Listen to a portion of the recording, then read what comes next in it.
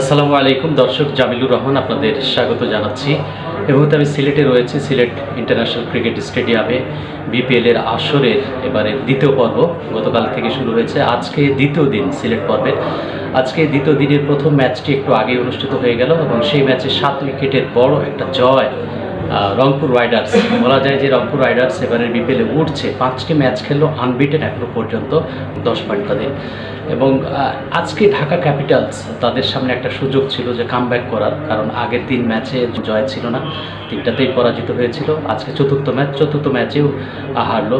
এর আগেও কিন্তু দেখেছি এই রংপুর রাইডার্সের কাছেই ঢাকা পর্বে ঢাকা ক্যাপিটালস হেরেছিল।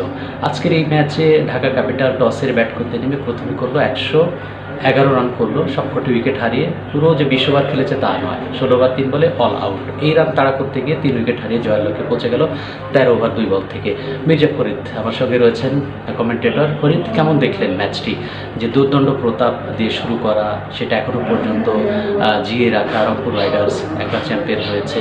ধন্যবাদ জামিল ভাই আপনাকে। আপনি যেটি বললেন যে ঢাকা ক্যাপিটালস, আমরা জানি যে এর আগে যে আসর করেছিল 2012 থেকে 16 পর্যন্ত তারা কিন্তু চ্যাম্পিয়ন হয়েছিল 3বারে। এছাড়া আমরা কুমিল্লাকে দেখেছি 4বার চ্যাম্পিয়ন হয়েছে। আপনি সিলেটের পর্বের কথা বলছিলেন।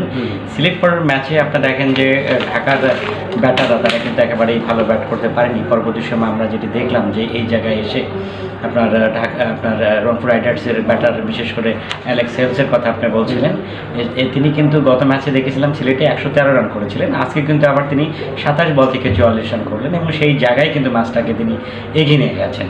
সেই জায়গায় আমি মনে করেছি রংপুর 5টি ম্যাচ খেলে 5টিতে জয়লাভ করেছে। ঢাকা তারা এখনও পর্যন্ত তাদের কাঙ্ক্ষিত অর্জন করতে পারে। একটা বিষয় মির্জা ফরিদ, দেখুন রংপুর রাইডার্সের নাহিদ রানা, বাংলাদেশের চাপাই এক্সপ্রেস নামে খ্যাত গতি দানব, তিনি আজকে 3টি উইকেট পেয়েছেন এবং প্লেয়ার দ্য ম্যাচ হয়েছেন। গতকালকে ভালো বোলিং তিনি করতে পারেন, আজকে সেটা পুষিয়ে দিয়ে ফরিদ। আজকে দ্বিতীয় ম্যাচ, সেটি হচ্ছে স্বাগতিক সিলেট ঢাকাতে একটা ম্যাচ খেলেছিল, গতকালকে প্রথম ম্যাচ খেলেছিল গতকালকে সিলেট পর্বে। আজকে দ্বিতীয় ম্যাচ ফরচুন বরিশাল বর্তমান চ্যাম্পিয়নদের সঙ্গে, কাকে এগিয়ে রাখছেন? আপনি দেখে থাকবেন যে ফরচুন বরিশাল তারা 3টি ম্যাচ খেলে 1টিতে জয় পেয়েছে। পাশাপাশি আপনার সিলেট তারা বেশ কিছু ম্যাচ খেলেছে, সেই জায়গা থেকে তারা এখনও পর্যন্ত জয় দেখা পায়নি। যদি আপনার শক্তিমত্তার বিচারে আমি সিলেটের দর্শকরা এসেছে মাঠে, তারা খেলা দেখবে, সেই জায়গা থেকে দিন শেষে হয়তো আমরা ভালো একটি লড়াই দেখব। যে শক্তিমত্তার বিচার থেকে আমরা ফরচুন বরিশালকে আমার দিক থেকে একটু আমি এগিয়ে রাখতে চাই।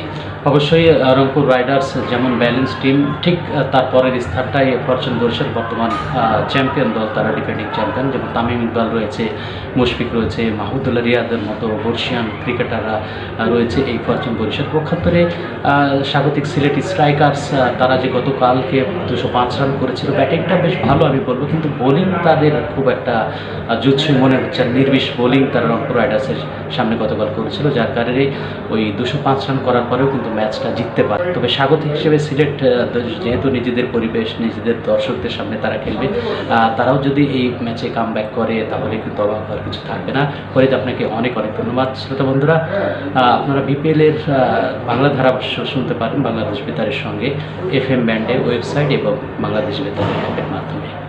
ধন্যবাদ।